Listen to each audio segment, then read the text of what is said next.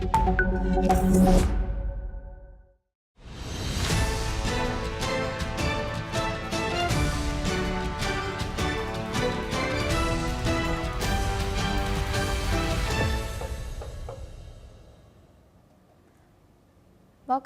and welcome. I'm Asima Katauka and you're watching Primetime Asia on NewsX World. Let's take a look at some of the top headlines. At least 40 civilians were killed in clashes along the Afghanistan-Pakistan border before a truce was reached, according to Afghan health officials. The deadly exchanges erupted amid rising tensions between Kabul and Islamabad over cross-border shelling and security operations. India has stated that protecting consumer interests is its top priority amid a volatile energy market responding to U.S. claims about Russian oil purchases. The Ministry of External Affairs has stressed that energy policies aim for stable prices to secure supplies and diversified sourcing. Israeli Prime Minister Benjamin Netanyahu has declared that the fight in the Gaza and the wider region is not over yet, vying to secure the return of all hostages held by Hamas. Israel's hostage forum has urged the government to delay the next phases of the truce if Hamas fails to return the bodies of captives. Israel has so far returned the bodies of 30 Palestinians to Gaza today, bringing the total to 120, according to the Hamas-run Health Ministry and Nasser Hospital. This comes under the ceasefire deal. Israel has agreed to return 15 Palestinian bodies for every deceased Israeli hostage's body handed over by Hamas. Bangladesh's prosecutors have demanded the death penalty for fugitive ex-Prime Minister Sheikh Hasina, accusing her of crimes against humanity over a 2024 crackdown that has killed up to 1,400 people, according to the United Nations. Hasina is being tried in absentia from India as the trial enters its final stages ahead of Bangladesh's February elections. Austrian prosecutors have charged a former top diplomat with abuse of authority and breach of confidentiality for allegedly leaking a classified report containing the Novichok formula. The document requested while he was the foreign minister's highest-ranking civil servant. It was linked to the 2018 Novichok poisoning of ex-Russian double agent Sergei Skripal in England.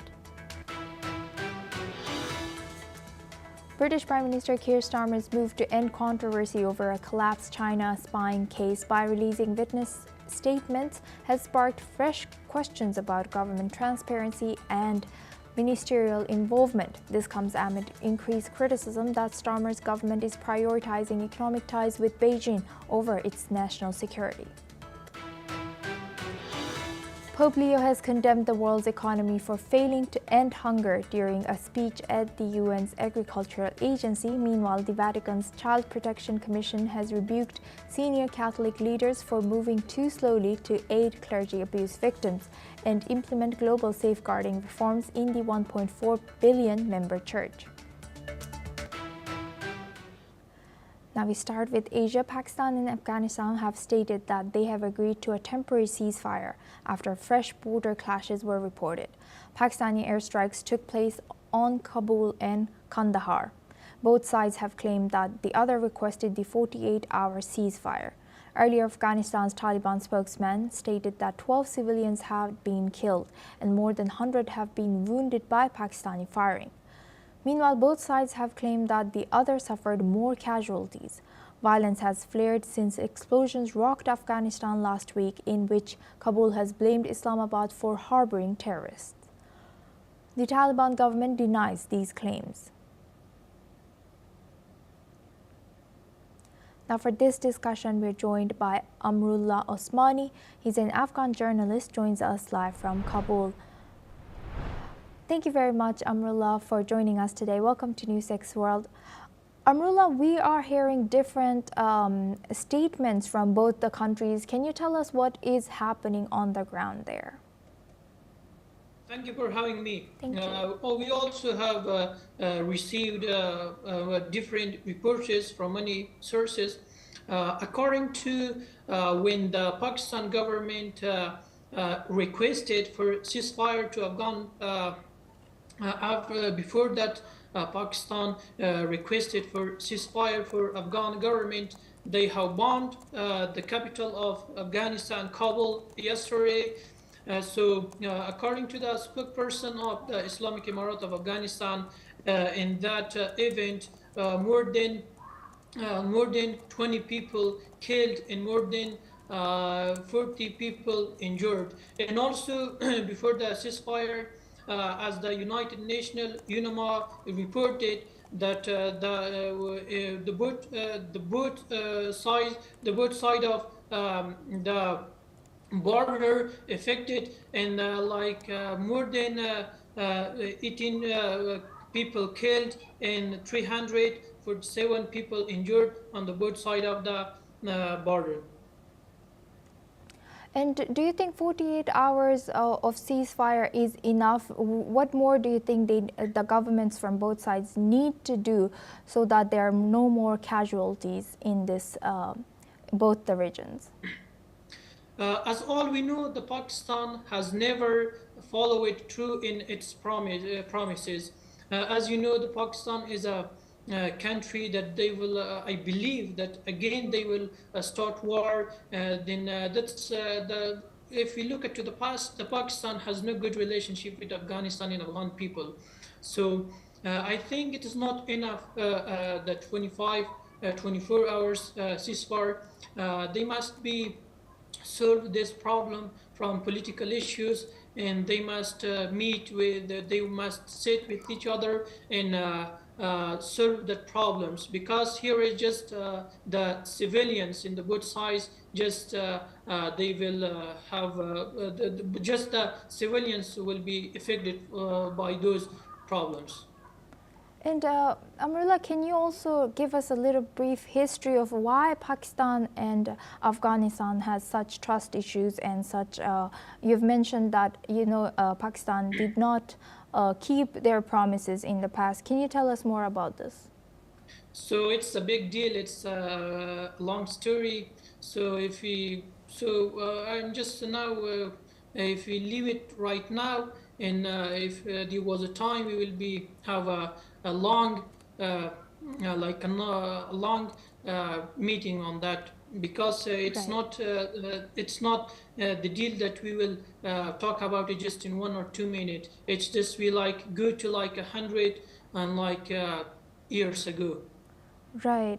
With that, thank you very much, Amrullah Osmani, for joining us today and sharing that insight as an Afghan journalist from Kabul. Thank you.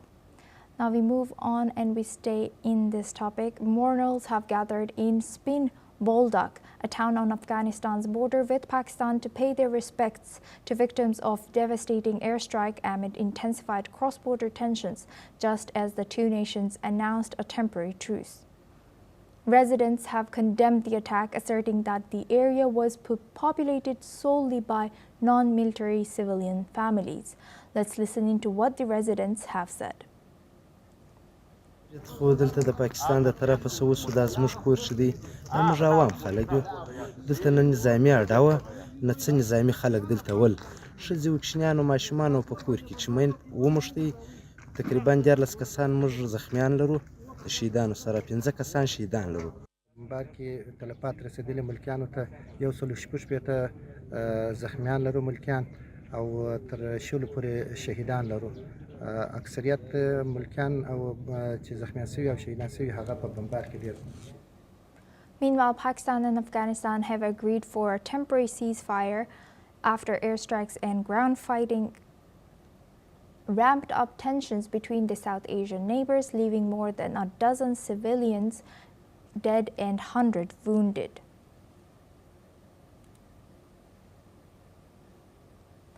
Now we move on. India has reaffirmed that safeguarding the interests of its consumers remains a top priority in a volatile energy market, responding to U.S. President Donald Trump's claim that Prime Minister Narendra Modi assured him India would stop buying Russian oil. Responding to a question on the recent conversation, Ranveer Jaiswal, India's Ministry of External Affairs, has stated the following. Telephone की बात है तो उसमें मैं ये कह सकता हूं कि मेरी जानकारी के हिसाब से प्रधानमंत्री और राष्ट्रपति ट्रंप के बीच में कोई बातचीत नहीं हुई कल। While discussions on expanding energy cooperation with the U.S. are still ongoing, New Delhi has stressed that its continued Russian oil purchases are in line with national interests. Kremlin has also reacted to the statements. Kremlin has said that Russia can provide good quality oil at a lower price to countries that President Trump is trying to persuade not to buy its oil. Russian envoy Denis Alipov has added that bilateral trade relations between India and Russia remain strong.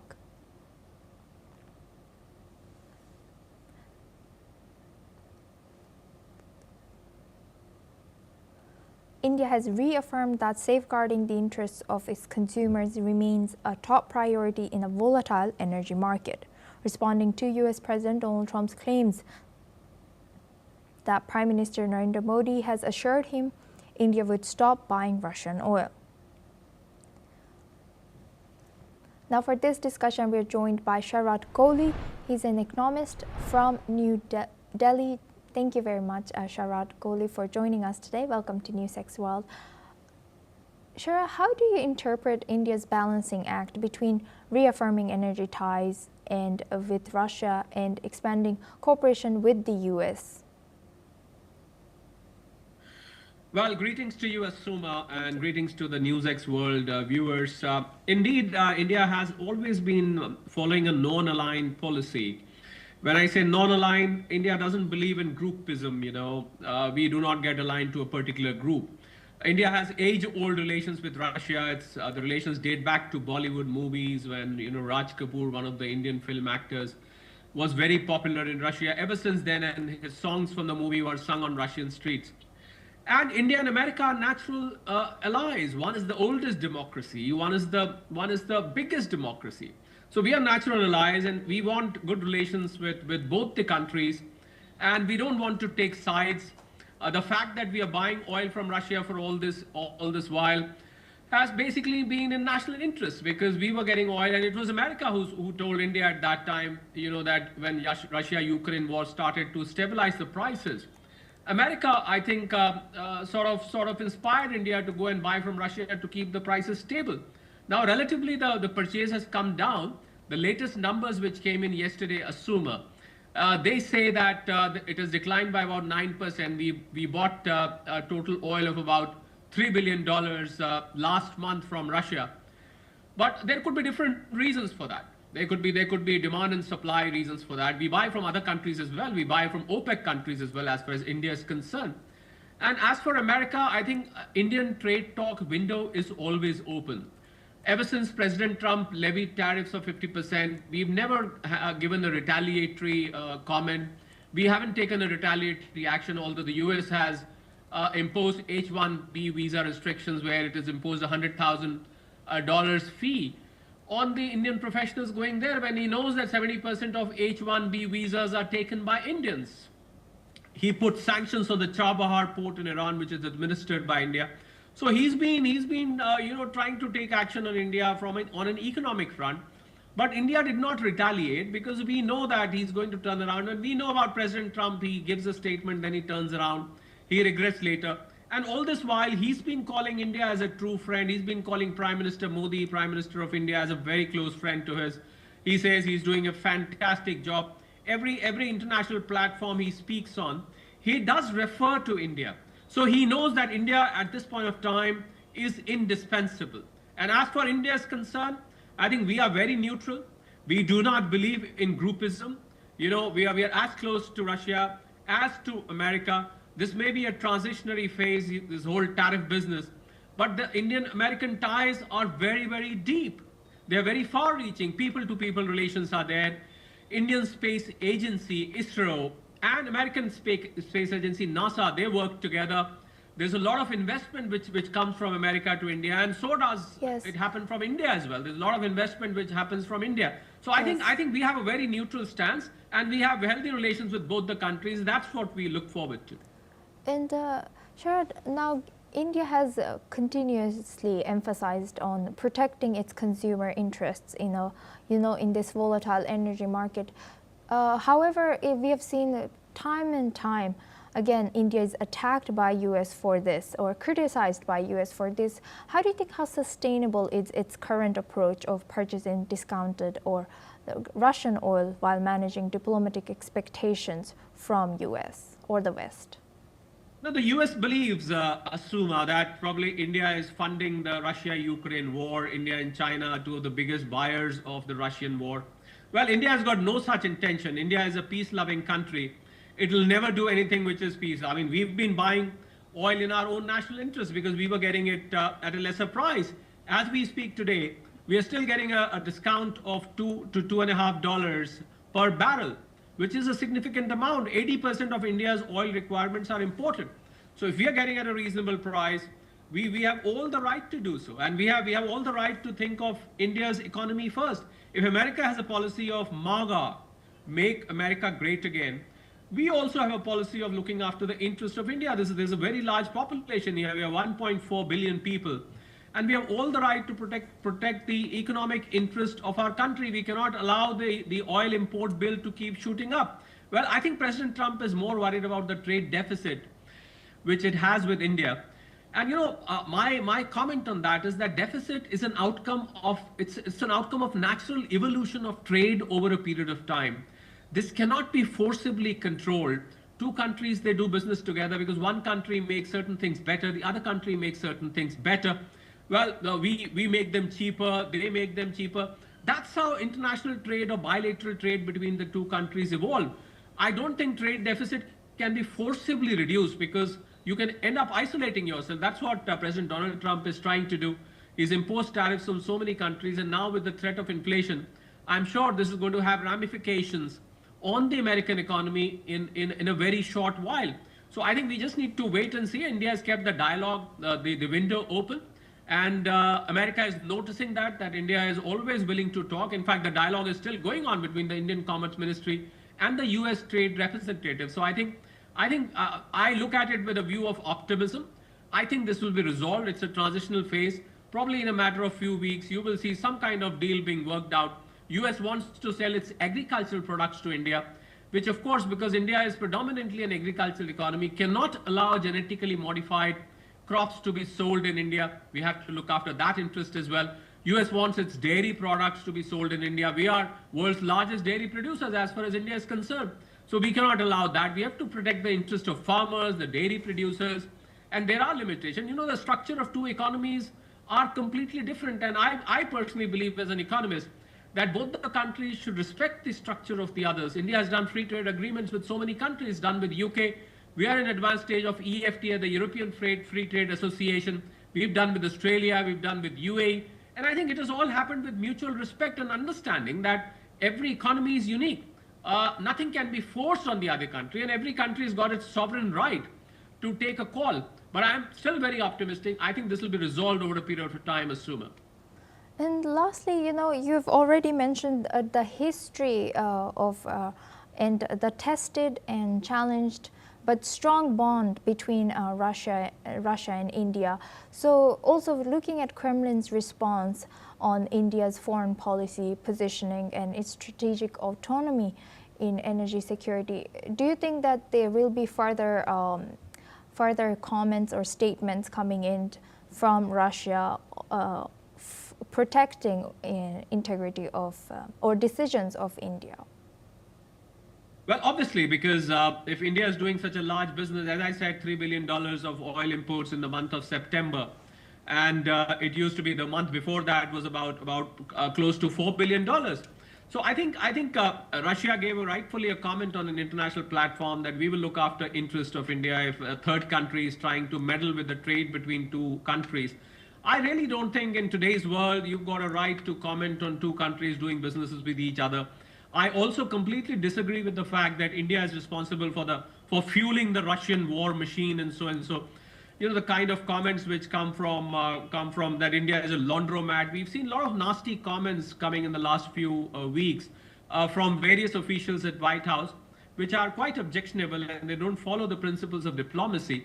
But I do feel, yes, Russia is going to be protected because Russia is doing large business with India at this point of time. Ever since Russia-Ukraine war broke out, I think we've been importing oil regularly, and it used to be at a very deep discount at one point of time. Now, of course, the discounts have come down.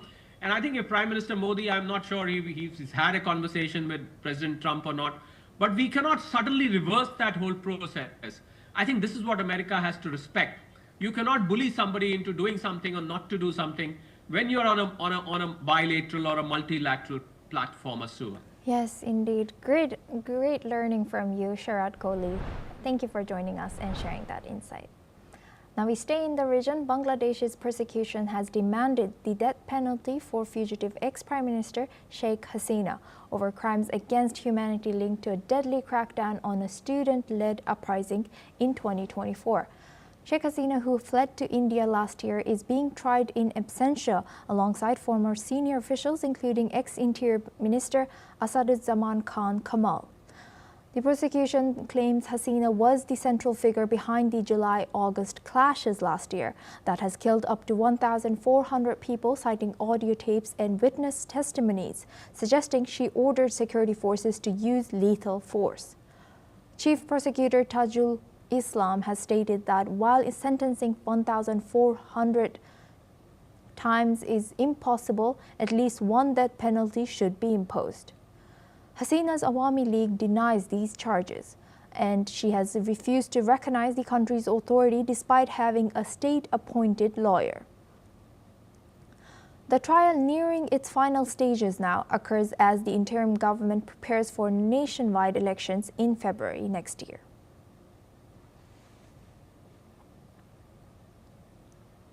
Now we move on to our next news. Cambodian authorities have announced that they will deport 59 South Korean nationals following their involvement in cyber scam operations. The move comes after South Korea dispatched a team to investigate the situation closely and the welfare of dozens of its citizens in Cambodia. According to a statement from Cambodia's National Police on Thursday, the deportation will be carried out in cooperation with the South Korean embassy there.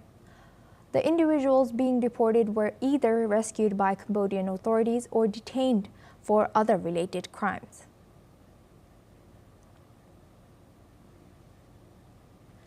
Now we move on to our next news. India is set to host the Centenary Commonwealth Games in 2030.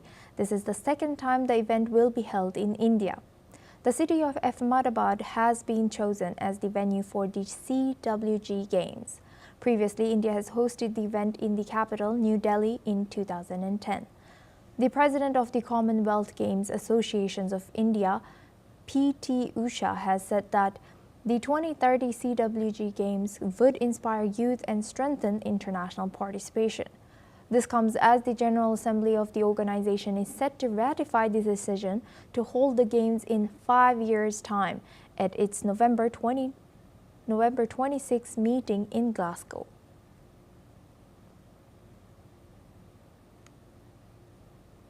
India is set to host the Centenary Commonwealth Games in 2030.